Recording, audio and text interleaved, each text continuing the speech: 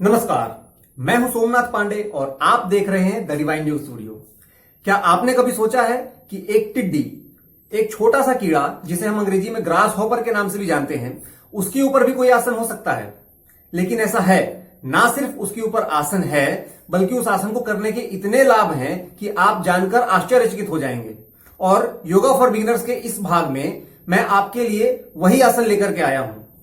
लेकिन इससे पहले कि मैं आपको उस आसन के बारे में बताऊं, जो नीचे लाल कलर का सब्सक्राइब बटन है उस पर क्लिक करके चैनल को सब्सक्राइब कर दीजिए और नोटिफिकेशन बेल दबाना बिल्कुल मत भूलिएगा, ताकि मेरी आने वाली सभी वीडियोस की नोटिफिकेशन आपको मिलती रहे।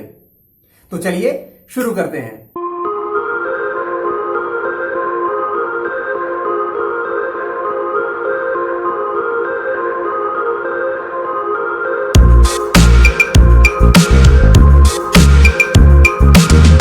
मैं जिस आसन की बात कर रहा हूं वह है शलभासन।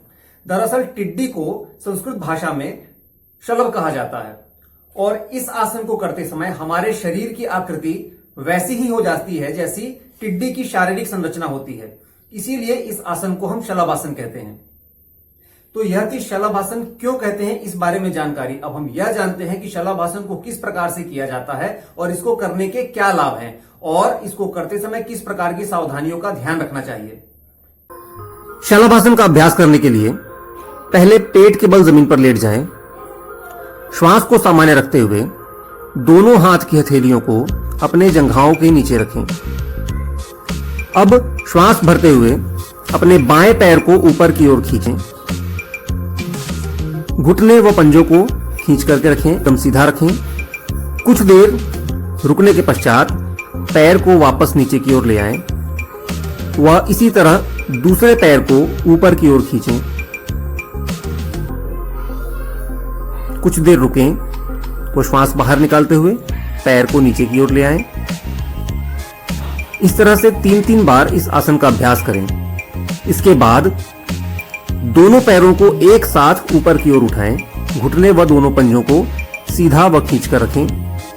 ध्यान रखें कंधे ऊपर की ओर ना उठें।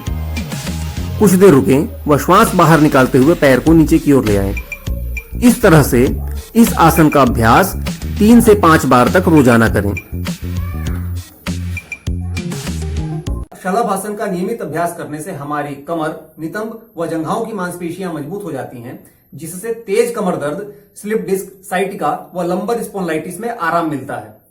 हमारे गुर्दे, आंतों व मूत्र संबंधी विकार दूर हो जाते हैं। श्वसन, पाचन व रक्त संचार सुदृढ़ हो जाता है। इसीलिए इस आसन का नियमित घर पर अभ्यास करें।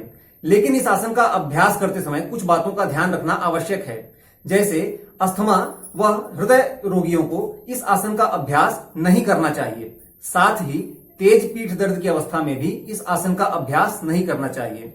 तो यह थी शलभ आसन की सामान्य जानकारी। मेरे द्वारा दी गई जानकारी आपको अच्छी लगी हो तो वीडियो को लाइक करें और ऐसी ही वीडियोस को देखने के लिए चैनल को सब्सक्राइब करना बिल्कुल ना भूलें। मुझे यानी सोमनाथ पांडे को दे इजाजत। मैं मिलता हूं आपसे अगली वीडियो में। तब तक के लिए नमस्कार।